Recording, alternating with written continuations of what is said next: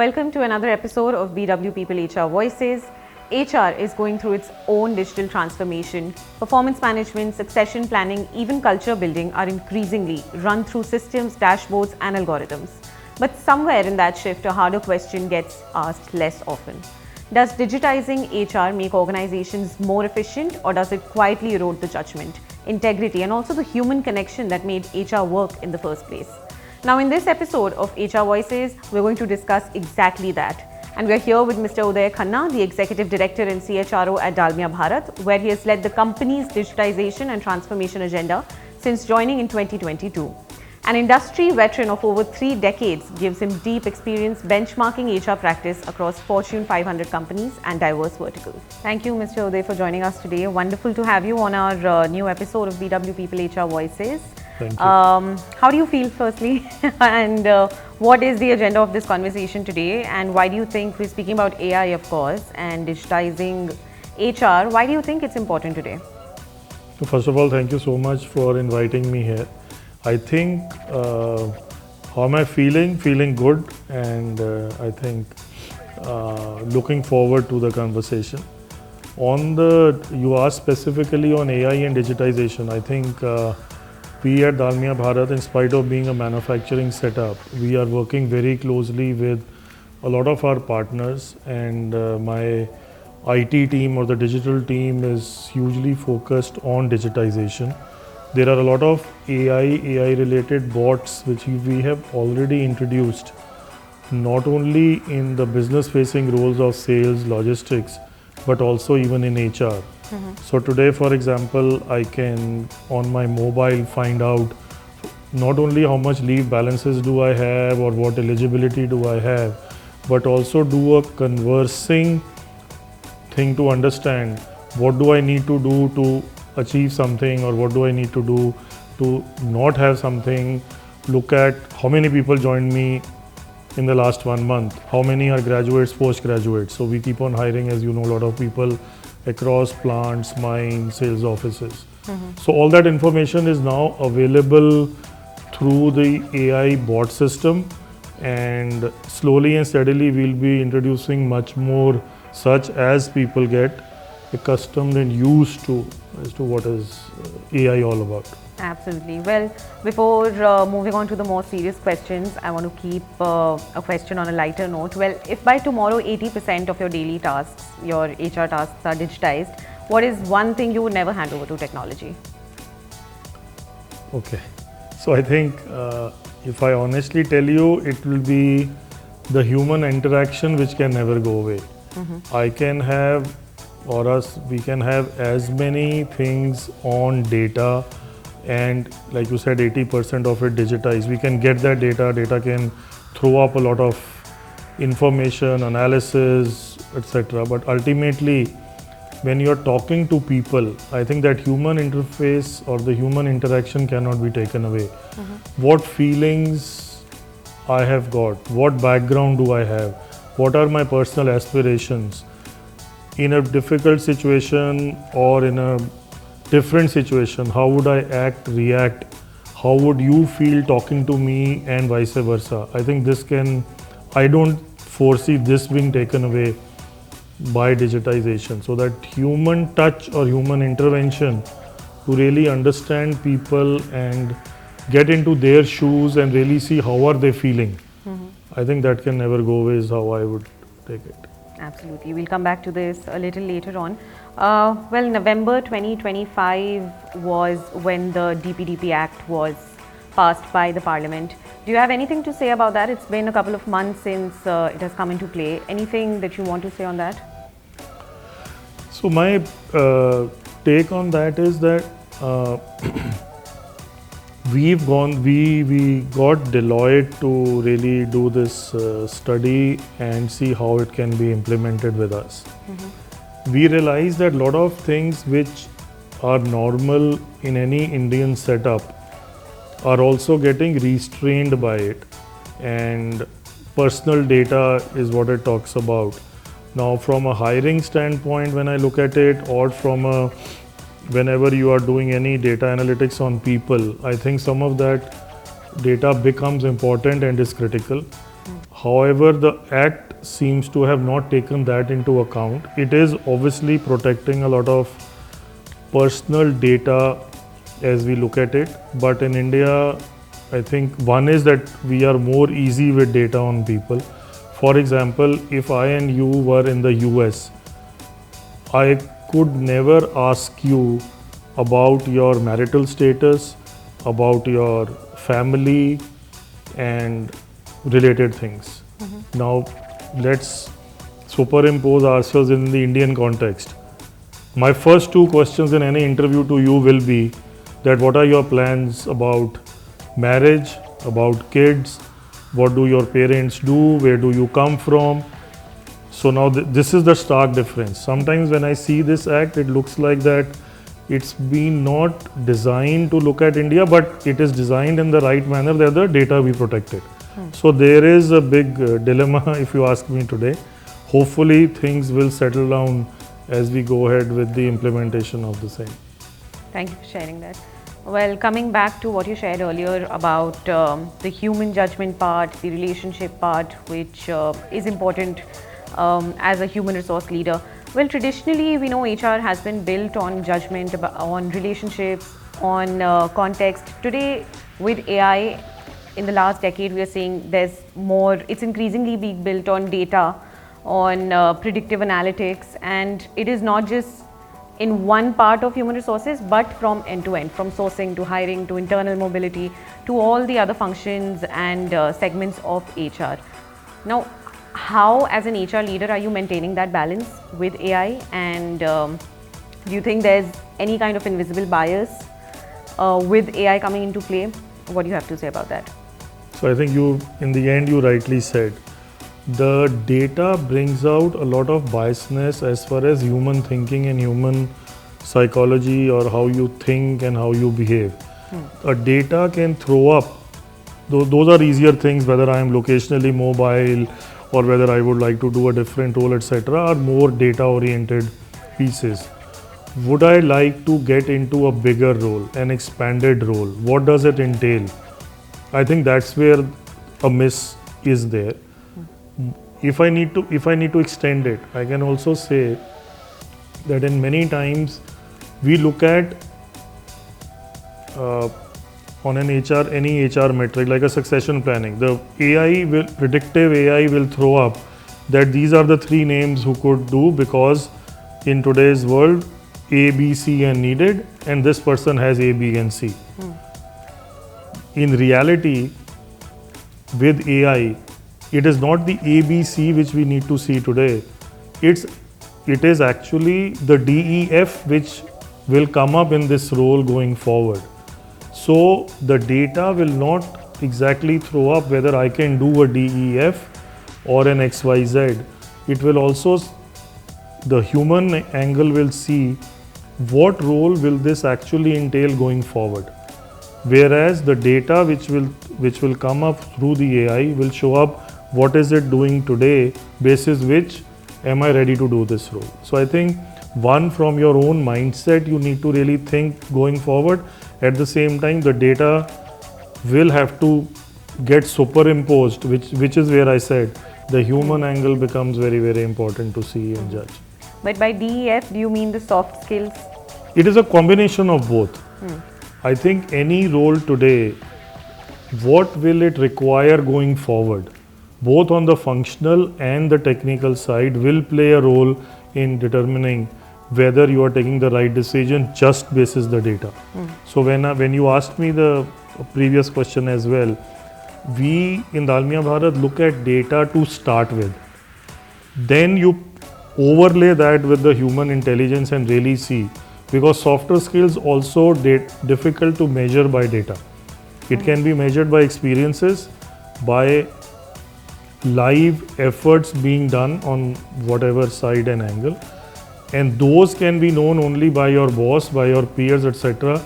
Any data cannot throw up that value or competency or even a behavioral feature. Absolutely. I want to expand on this a little bit. Now, when we talk about performance management and evaluating a performance of an employee, today the youth, the young freshers, they have real job anxiety that, on dashboards, they might not have achieved their targets, but these soft skills, the other skills in them are good. As you said, you also at Dalmia Bharat do keep a check on that. Now take us through a process of what Dalmia Bharat does in terms of if somebody is not able to achieve their targets, but on the other hand, you see a great leader in them. What stance do you take at that point of time?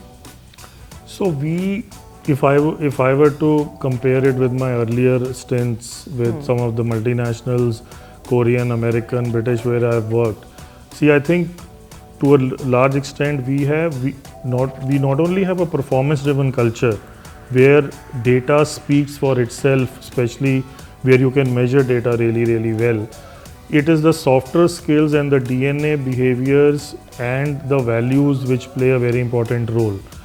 And to that extent, I think being a promoter-driven company, who's Mr. Dalmia himself being the CEO and MD also, I think we get the best of both worlds to really see both from the entrepreneurial side, that are you an entrepreneur yourself, are you displaying the behaviors of an entrepreneur, at the same time there is a framework through which you are able to live through those values and deliver on your commitments.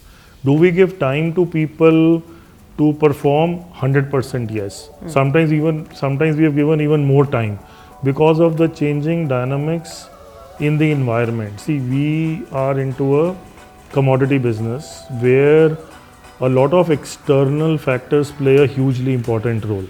If I were to just digress a little bit, take for example an FMCD or an FMCG, you have full right to sell this cup or this plant for any amount. Nobody will ask you why is it for 500 rupees or why is it for 50 rupees.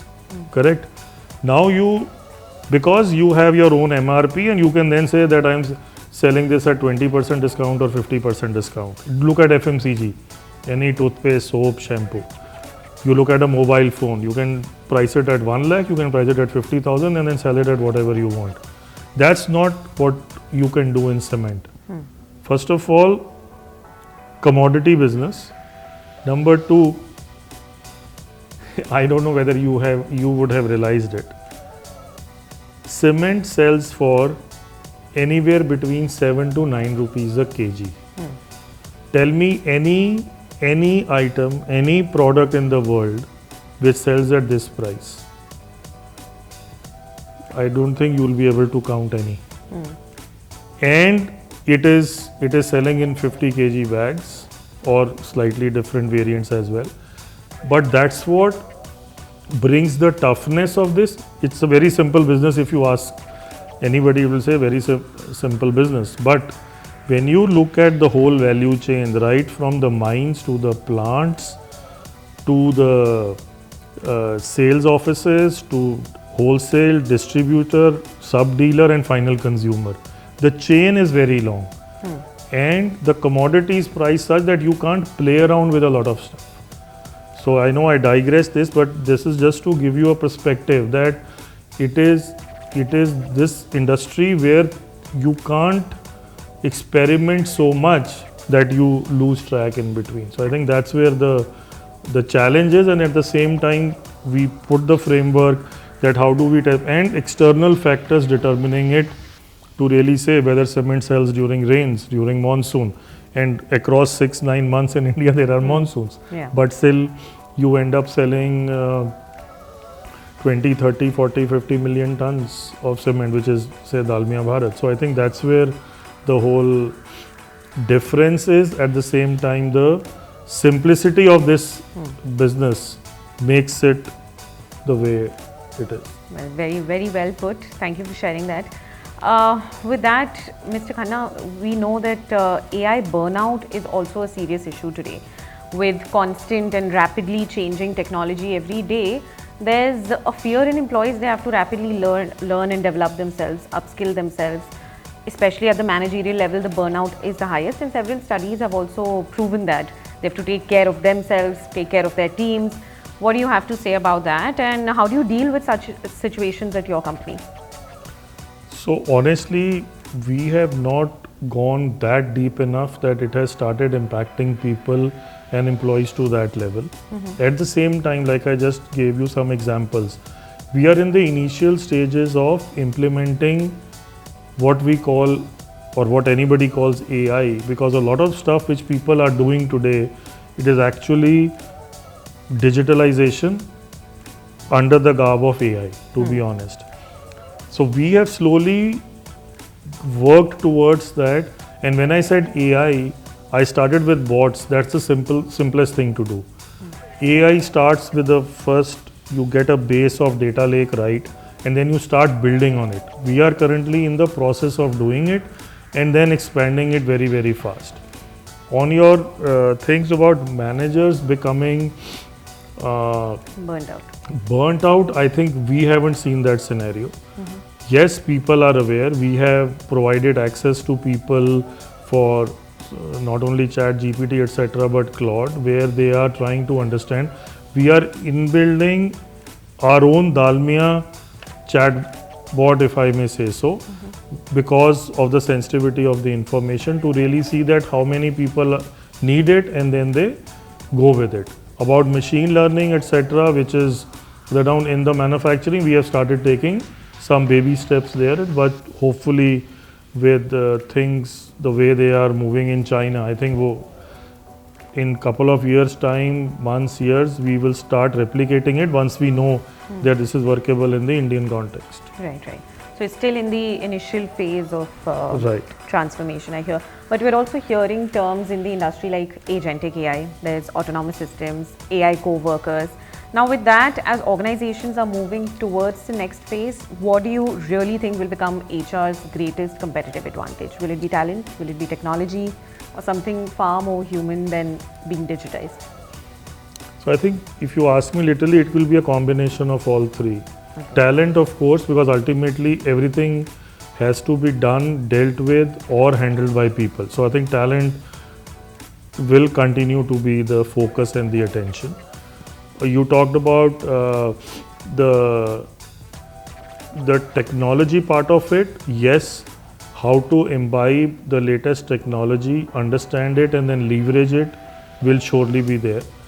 I spoke about machine learning earlier. I think for my plants, we would like to see that happening a lot. And as we speak, our IT and manufacturing teams are working very closely to really understand which all processes can they digitized, and how can, even in such a manual driven process today where you have so many of ingredients going into a silo or a kiln to really get the clinker out, which ultimately brings the briquettes into grinding and cement is manufactured. The whole process they are working, reworking, and really seeing how can they get it all mechanized, which I will call it digitized. I don't want to use strong words on AI, but yes, you are right. There are other areas where agentic AI is playing a part, and I think we'll soon be incorporating once we are up there to manage what I just said. Right. On a very personal note, when you look back at your journey as an HR leader, what is one of your brightest moments as an HR leader? And when you look back, where do you think you could have done better in your journey? Okay, interesting. I think, so honestly, I don't know whether you know it or not. I never started my career in HR. In spite of the HR degree, I started in sales and business development. I think that is the biggest change which I bring to myself and to any company or industry where I worked for, because it helps me understand what is happening on the ground. Today I may not be able to visit each and every mine or plant or sales office, but whenever we have any design workshop on anything, HR related, policy related, incentive related, anything, and whatever draft gets prepared, I ask my team to go to the ground and get those persons to really see, does it make sense to them? Will it help to drive, motivate, and energize them? Because ultimately, you can get the best consultant in a room, nothing against any consultants, and they can give you the best of the presentations. and really see now this is done. It could be a policy matter also on HR.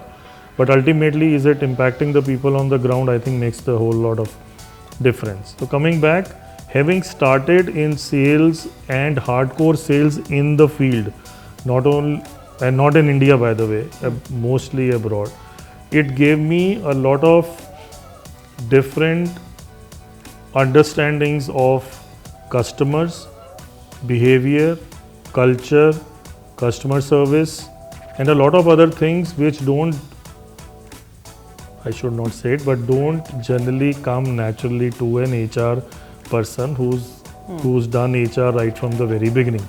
Of course, there are many people who have shifted from HR to business and vice versa over their career. I started in sales and then moved into HR and then have never left HR. So I think that nuance is a big piece where I can talk to people and really talk business, and which helps me to have that kind of conversation and that kind of arrangement and alignment with whether it's the CFO or the manufacturing head or the sales head. So I think that's where I would say a thing I could change. Maybe I should have shifted back into business couple of years back is what I can think right now.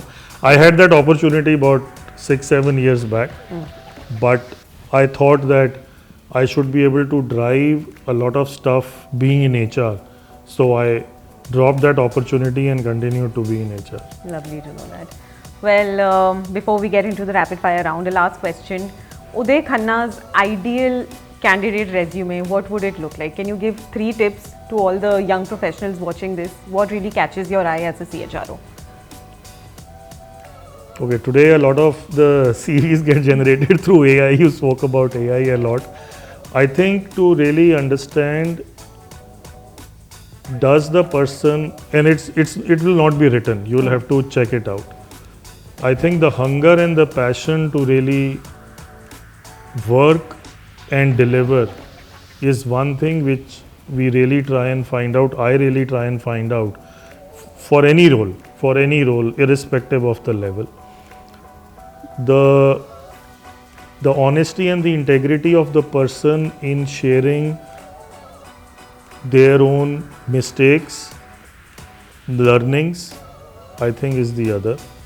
And finally, I think a genuineness in expressing what the person not only brings to the table, but what he or she is capable of doing or is thinking that the person will be able to do. And again, it's get links to the first point about hunger and passion, and really to drive things. I think that what makes a whole piece. Other credentials everybody or anybody will have, and Right. That anybody can pick So up. be passionate and be your authentic self. Exactly. All right, now moving on to the rapid fire round. AI assistant or human mentor? I think both. You look at AI as an enabler, but don't let it overrule, because you're talking about humans, if you ask me from HR standpoint. All right. One HR process you'd automate completely. Very difficult to say, but I think maybe reward and recognition, which is pure database, can be done. But otherwise, very difficult. You'll have to have human judgment in hiring, in performance, in learning. We have a program running here right now. So I think yes. All I right. can't think of it. Data or intuition? Data certainly to start with, and then intuition for your final judgment. One leadership behavior becoming obsolete now.